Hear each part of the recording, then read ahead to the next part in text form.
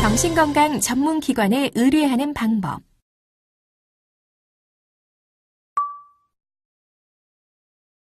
안녕하세요. 경북대학교 병원 소아청소년 정신건강의학과 교수이며 교육부 학생정신건강지원센터의 센터장을 맡고 있는 정운선입니다. 이번 시간에는 자살 위험이 있는 청소년들을 정신건강 전문기관에 어떻게 의뢰하는지에 대해서 알아보도록 하겠습니다. 학생들에게서 자살 위험 징후가 나타난다면 적극적으로 대처를 해야 되겠죠? 수업에 들어가기 전에 K군의 이야기를 먼저 살펴보도록 하겠습니다. 함께 보실까요? 여러 번 자살을 시도했던 K군. 이런 K군을 바라보는 주변의 선생님과 부모님, 그리고 친구들은 K군 못지않은 스트레스를 받고 있습니다. 친구들은 혹시 벌어질지도 모르는 일로 인해 불안해하지만 어떻게 대처를 하고 어떤 도움을 받을 수 있는지 확실히 알지 못하기 때문이죠.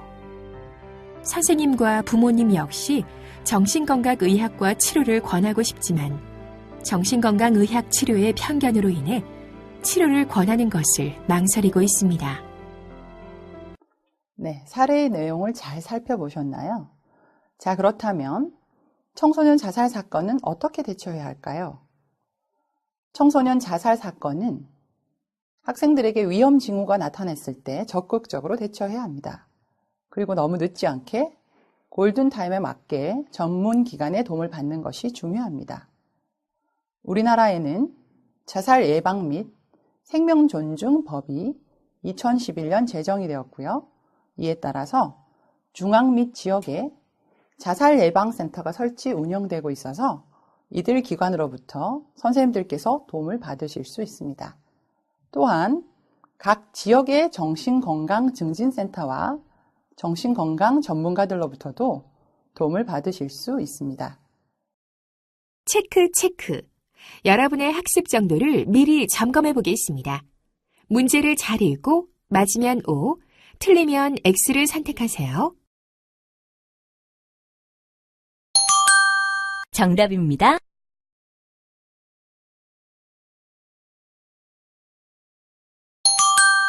정답입니다. 그렇다면 정신건강 전문기관과 지역 서비스에 어떻게 연계할 것인가? 그리고 자살 위험에 처한 학생들에 대한 의료적인 개입과 자살 위험에 처한 사람들을 도울 수 있는 지역사회 자원에 대해서 좀 더 자세히 살펴보도록 하겠습니다. 이를 통해서 선생님들께서는 정신건강 전문기관의 종류와 그 역할에 대해서 이해하실 수 있을 것이며 자살 위험이 있는 청소년들을 지역 서비스에 잘 연계하는 방법에 대해서도 파악하실 수 있게 될 것입니다. 또한 의사의 도움이 필요한 경우 어떤 도움을 받을 수 있는지 뿐만 아니라 도움을 받을 수 있는 지역사회의 자원에 대해서도 알게 되실 것입니다. 정신건강 전문기관. 먼저 정신건강 전문기관에 대해서 알아보겠습니다. 2011년도에 자살 예방 및 생명 존중 법률이 제정된 이후에 중앙자살예방센터가 설치되어서 운영되기 시작했고 2015년 현재는 전국의 13개의 광역자치단체에서 광역정신건강증진센터와 자살예방센터가 운영되고 있습니다. 그럼 각각의 센터에서 어떤 일들을 하고 있는지 알아보도록 할까요? 먼저 중앙자살예방센터에 대해서 알아보도록 하겠습니다. 중앙자살예방센터에서는 국가의 자살예방 정책 사업을 지원하고 있습니다. 또한 자살예방 네트워크를 구성하고 자살예방 교육을 하고 자살과 관련된 통계를 분석하는 일도 하고 있죠. 자살 예방과 관련된 인식 개선 및 홍보와 함께 자살에 관련한 유해한 미디어를 모니터링하는 일도 담당하고 있습니다. 다음으로 광역자살예방센터에 대해서 알아보도록 하겠습니다. 광역자살예방센터에서는 해당 지역의 자살 사망 통계 세부 분석을 통해서 현황을 제시하고 생애 주기별 자살 예방 프로그램을 개발합니다. 또한 생애 주기별 대단위 자살 예방 교육을 실시하고요. 인식 개선 사업을 함께하고 있습니다. 또한 24시간 한라인 상담, 고위험군 위기 대응 체계 조정 업무도 같이 수행하고 있습니다. 이번에는 기초정신건강증진센터와 지역에 있는 자살예방센터에 대해서 알아보도록 하겠습니다. 두 센터에서는 첫 번째, 자살위험군 발견체계를 구축하고 두 번째, 자살위험군을 빨리 발견하기 위해서 게이트 키퍼 교육을 실시하고 있습니다. 세 번째로, 자살위험군 취약계층 의뢰 활성화를 위해서 지역에 있는 다른 기관과 정기적으로 모임을 하고 교육을 수행하고 네 번째, 센터에서 도움을 주고 있는 분들에 대해서 자살 위험성을 평가하기도 합니다. 이 두 센터에서는 자살 위험군에 대한 사례 관리 서비스를 제공합니다. 첫 번째, 위험을 평가합니다. 자살 위험도가 얼마나 높은지. 두 번째, 그에 따른 계획을 수립하고요. 세 번째는 그 계획을 적용을 해서 그 적용하기 위한 회의를 실시하고 있습니다. 또한 자살 위험군이나 자살로 생을 마감한 분들의 유족들 대상으로 하여서 특화된 프로그램을 수행하고 응급 대응 서비스를 제공합니다. 이러한 자살 의도 혹은 시도자들에 대한 응급 대응 서비스에 대해서 설명드리겠습니다. 경찰과 소방서와 함께 운영하고 있는데요. 자살 응급 상황 시 정신건강 전문 의료기관과 연계하여서 응급치료 서비스를 제공하고 있고 응급 대응 이후에도 사후 관리 체계가 가동되고 있습니다. 지역 서비스 연계 방법. 지금부터는 정신건강 전문기관의 지역 서비스 연계 방법에 대해서 살펴보도록 하겠습니다. 자살위험군에 대해서 사례 관리 서비스를 통해서 지역사회의 서비스를 포괄적으로 받으려면 어떻게 하면 될까요? 첫 번째는 대상자가 살고 있는 거주지의 정신건강증진센터를 찾아보시면 됩니다. 만약 정보를 찾기가 어려운 경우라면 아래의 번호로 전화를 하셔서 관련된 정보를 얻을 수 있고 응급 개입이 아니라도 정보를 얻을 수가 있습니다.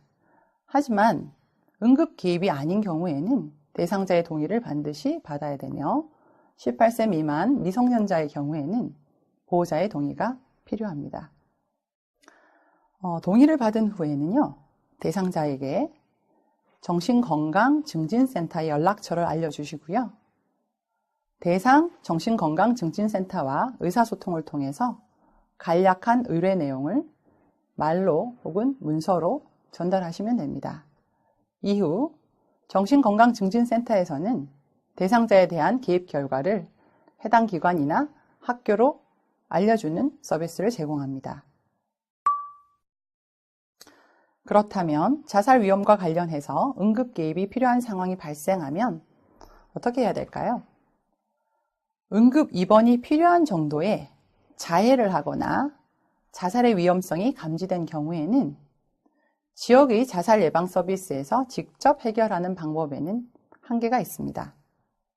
따라서 정신보건법 26조에 따라서 우선 경찰에 연락을 취하는 것이 중요합니다. 첫 번째 112로 전화를 하십시오. 그리고 나서 정신건강의학과 전문의의 소견과 경찰의 동의에 의해서 그 주변에 국립이나 공립정신의료기관으로 응급 입원 처리가 될 수 있습니다. 이 과정에서 상황에 따라 기초나 광역 자살예방센터의 협조를 구할 수 있습니다. 경찰 연계를 통해서 개입을 한 이후에는 병원에서 퇴원한 이후에도 사후 관리를 하는 것이 필요하고요. 그렇게 하기 위해서는 그 서비스의 대상자가 거주하고 있는 지역의 정신건강증진센터로 연락을 하셔서 정보를 제공하고 그 정보를 얻기 힘드신 경우에는 아래의 연락처로 연락을 하셔서 퇴원 이후에도 후속적인 도움을 받을 수 있도록 하셔야 합니다.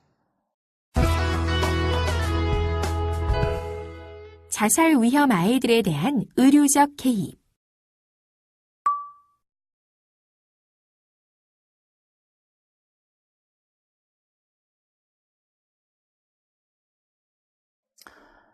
자살 위험이 높은 아이들에게 가장 먼저 시행되어야 되는 것은 첫 번째로 안전의 확보입니다.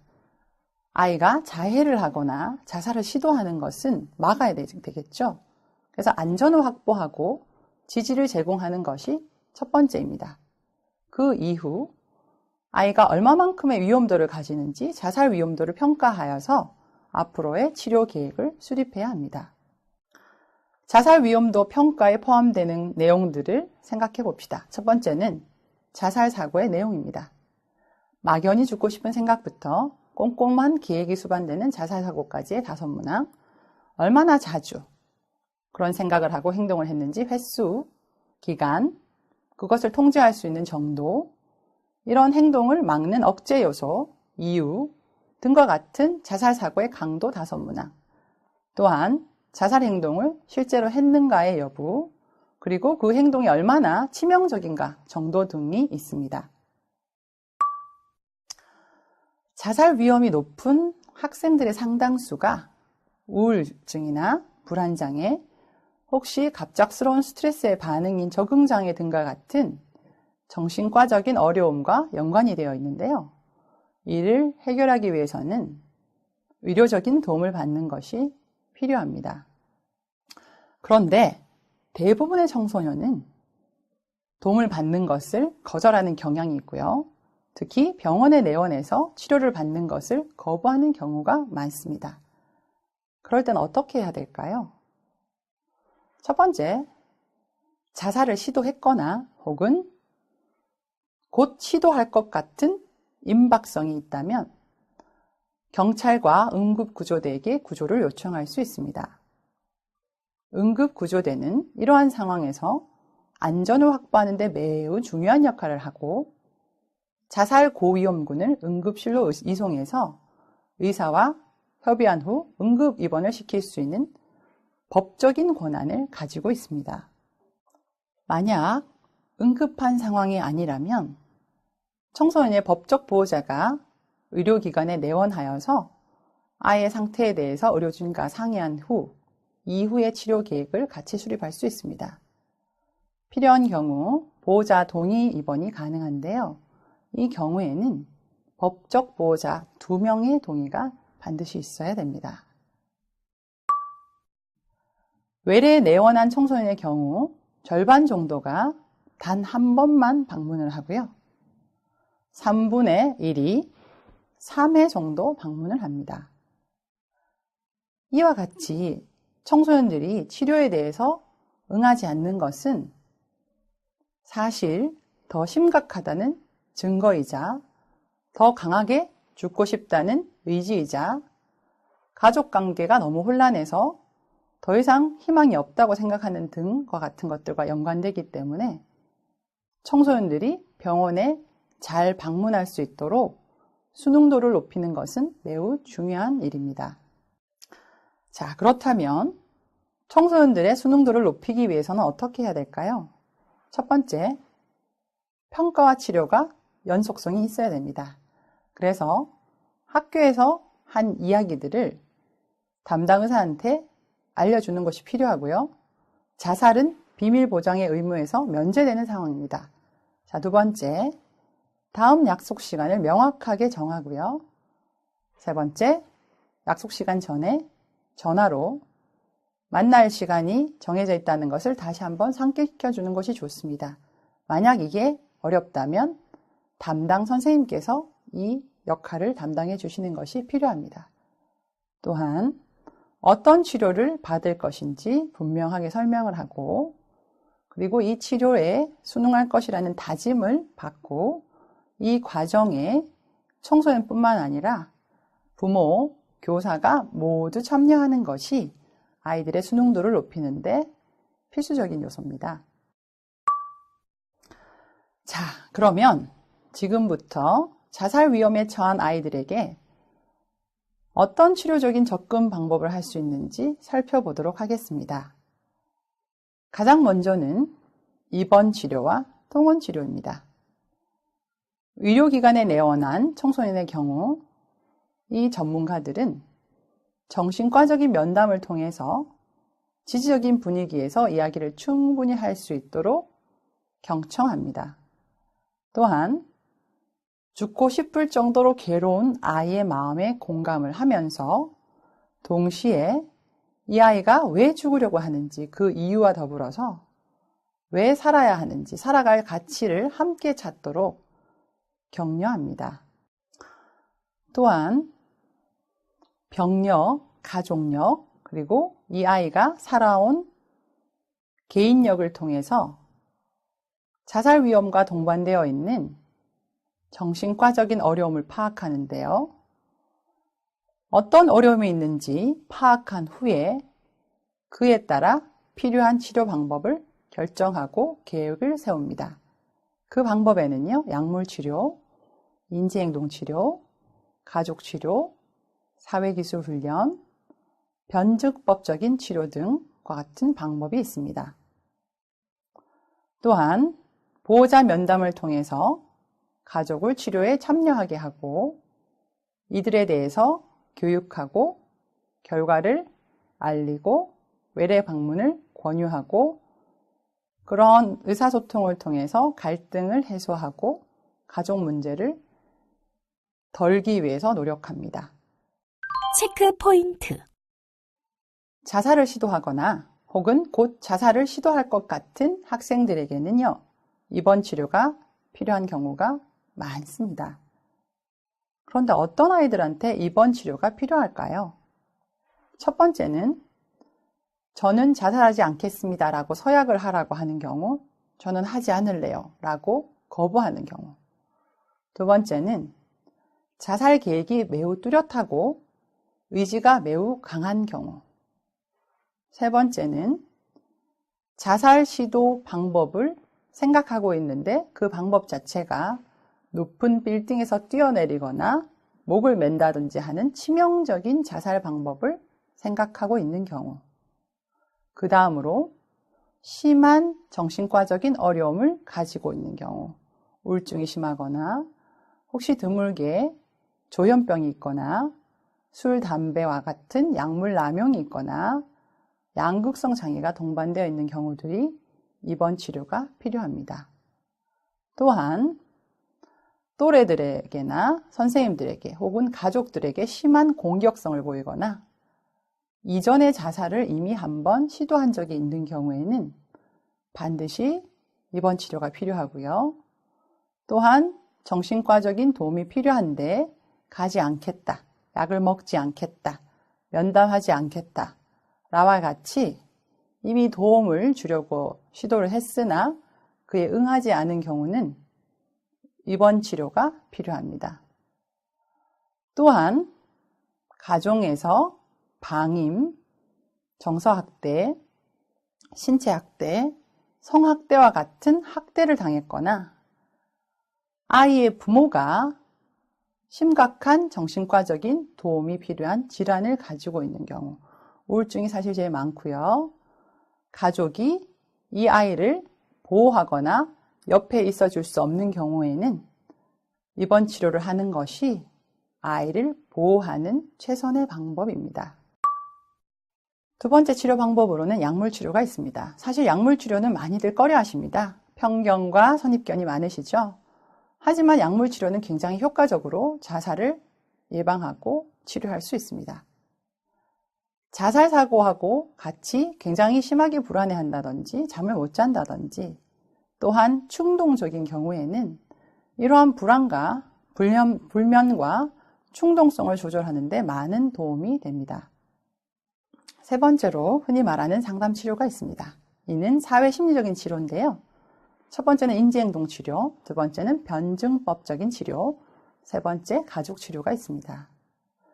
인지행동 치료는 문제를 해결하는 기술, 친구들과 어울리는 사회 기술, 화나 분노를 참는 감정 조절 기술들을 시켜주고요. 이를 통해서 절망감이 줄어들고 죽고 싶은 생각이 줄어들고 의사를 더 잘 찾아보게 되고 우울증이 재발하는 경우가 줄어드는 등의 효과가 보고되고 있습니다.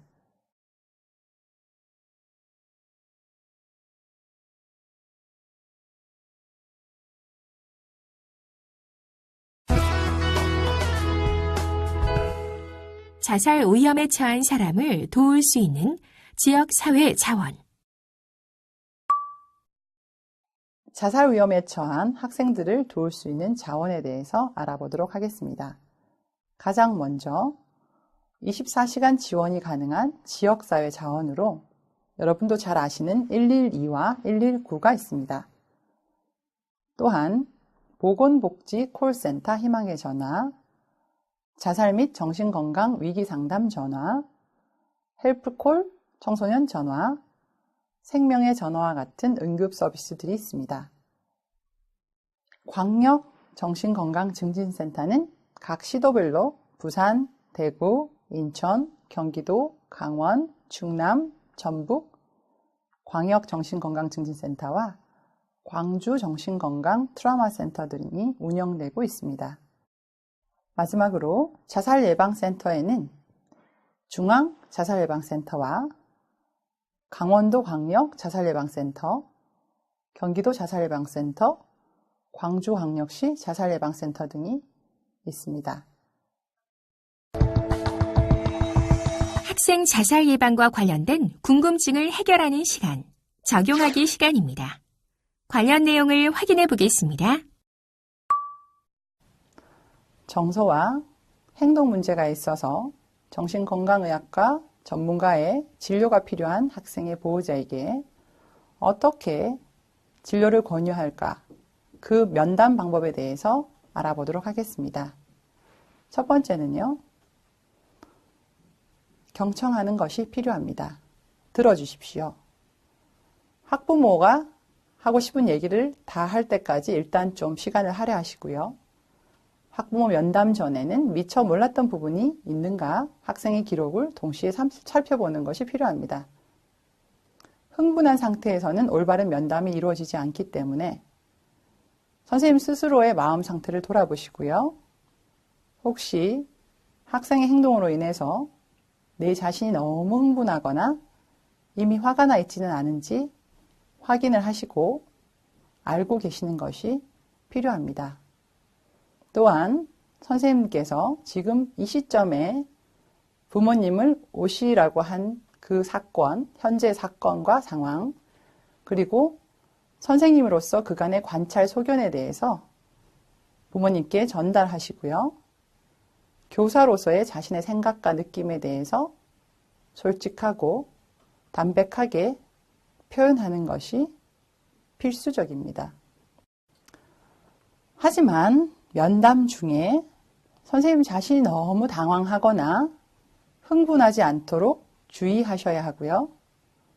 학부모께서 질문을 하는 경우 되도록 사실, 팩트에 입각해서 대답을 하시는 것이 좋습니다. 함부로 원인을 추측하지 않는 것이 필요하며 은연중에 보호자를 탓하지 않도록 주의해야 합니다. 혹시 교사가 겪은 어려움과 비슷한 어려움을 집에서도 겪고 있다면 보호자에게 그 부분에 대해서 충분히 공감을 해 주시고요. 그동안 학교나 교사에게 말하지 않았던 사실이 있는지를 질문하는 것이 필요합니다. 그리고 이러한 보호자와의 면담을 통해서 현재 학부모가 학생에 대해서 얼마나 정확히 파악하고 있으며 두 번째, 이러한 도움이 필요한 정서 행동상의 문제 행동을 어느 정도 심각하게 받아들이고 있는지를 판단해야 합니다. 하지만 대부분의 경우에 보호자들은 아이의 문제를 파악하지 못하고 있거나 두 번째로는 심각하게 생각하지 않는 경우가 흔하게 있습니다. 이런 보호자에게 진료를 권유하는 과정에서는 어떤 것들이 필요할까요? 첫 번째는 그동안 학교에서 아이들의 문제 행동을 해결하기 위해서 도움을 주려고 한 시도, 그리고 그 결과, 그리고 학교에서 줄 수 있는 도움의 한계점에 대해서 설명하십시오. 또한 그러한 시도에도 불구하고 학생의 문제 행동, 즉 도움을 요청하는 행동이 반복되고 있음을 언급하십시오. 또한 가정에서도 보호자가 선생님과 비슷한 어려움을 겪고 있다면 그 부분에 대해서 공감을 표현하고 다른 해결을 시도해 봐야 할 때임을 강조하십시오. 그 다음으로 현재의 문제로 인해서 앞으로 학교 생활에서 이 학생에게 예상되는 상황과 그와 함께 학교층의 입장, 그리고 아이의 미래에 대해서 걱정되는 모습에 대해서도 설명을 하십시오. 그리고 마지막으로 아이가 직접 한 말이나 행동, 즉 구체적인 문제 행동을 근거로 들면서 이러한 것들에 대한 도움을 받기 위해서 전문가인 정신건강의학과 진료를 권유하시는 것이 좋습니다. 네, 제일 중요한 원칙은 들어주는 것입니다. 학부모의 반응을 경청하고 적절히 공감하되 섣부르게 학부모의 감정 반응을 무마시키거나 안심시키려고 하지 않아야 합니다. 그리고 정신건강의학과 진료를 받는 것이 이제는 굉장히 흔한 일이고 도움을 받으면 나을 수 있다는 점을 강조하시는 것이 중요합니다. 그리고 학부모의 요청이 있는 경우 학교에서 제시할 수 있는 전문기관의 연락처와 주소 목록을 전달하는 것도 직접 가게 하는 데는 아주 효과적인 방법입니다. 지금까지 살펴본 내용을 퀴즈를 통해 확인해 보겠습니다. 문제는 모두 세 문항이 제시되며 기회는 2번씩 제공됩니다. 그럼 시작해 볼까요?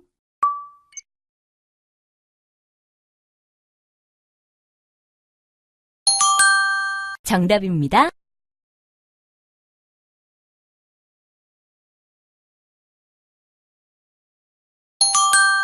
정답입니다.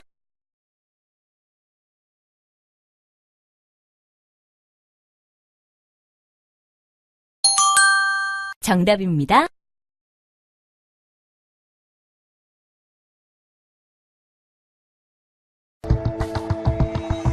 오늘 학습한 내용을 살펴보면서 주요 개념들을 다시 한번 정리해 보세요. 먼저 정신건강 전문기관에 대해 학습했는데요. 정신건강 전문기관에는 중앙자살예방센터, 광역자살예방센터, 기초정신건강증진센터와 자살예방센터가 있습니다. 지역서비스 연계 방법으로는 위험군에 대한 사례 관리를 통해 지역사회 서비스를 포괄적으로 제공하며 자살 위험 관련 응급 개입 시 경찰 연계를 통한 개입 이후 사후 관리를 위해 정신건강증진센터에 연락해야 합니다. 자살 위험이 있는 아이들에 대한 의료적 개입에는 자살 고위험군 아동과 청소년 치료의 경우 응급 개입, 외래 통원 치료, 가정에서의 관리, 주간 치료, 입원 치료 등으로 구성됩니다. 자살 위험에 처한 사람을 도울 수 있는 지역사회 자원에는 24시간 가능 자원과 정신건강증진센터, 자살예방센터, 전화상담센터 등이 있습니다.